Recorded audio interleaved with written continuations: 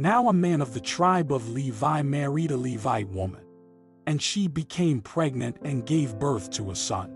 When she saw that he was a fine child, she hid him for 3 months. But when she could hide him no longer, she got a papyrus basket for him and coated it with tar and pitch. Then she placed the child in it and put it among the reeds along the bank of the Nile. His sister stood at a distance to see what would happen to him. Then Pharaoh's daughter went down to the Nile to bathe, and her attendants were walking along the river bank. She saw the basket among the reeds and sent her female slave to get it. She opened it and saw the baby. He was crying, and she felt sorry for him. "This is one of the Hebrew babies," she said. Then his sister asked Pharaoh's daughter, "Shall I go and get one of the Hebrew women to nurse the baby for you?"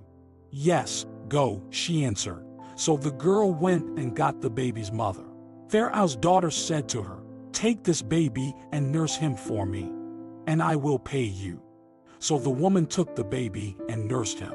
When the child grew older, she took him to Pharaoh's daughter, and he became her son. She named him Moses, saying, "I drew him out of the water." One day, after Moses had grown up, he went out to where his own people were and watched them at their hard labor. He saw an Egyptian beating a Hebrew, one of his own people.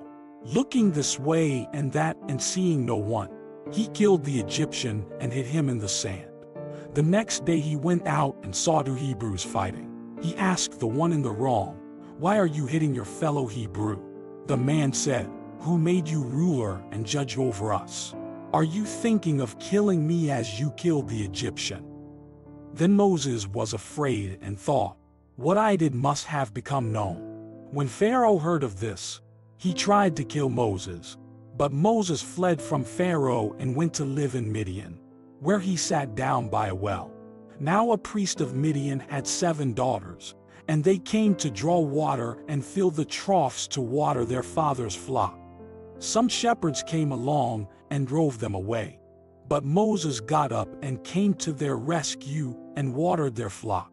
When the girls returned to rule their father, he asked them, "Why have you returned so early today?" They answered, "An Egyptian rescued us from the shepherds. He even drew water for us and watered the flock." "And where is he?" Reuel asked his daughters. "Why did you leave him? Invite him to have something to eat." Moses agreed to stay with the man, who gave his daughter Zipporah to Moses in marriage. Zipporah gave birth to a son, and Moses named him Gershom, saying, "I have become a foreigner in a foreign land." During that long period, the king of Egypt died. The Israelites groaned in their slavery and cried out, and their cry for help because of their slavery went up to God. God heard their groaning, and he remembered his covenant with Abraham, with Isaac, and with Jacob. So God looked on the Israelites and was concerned about them.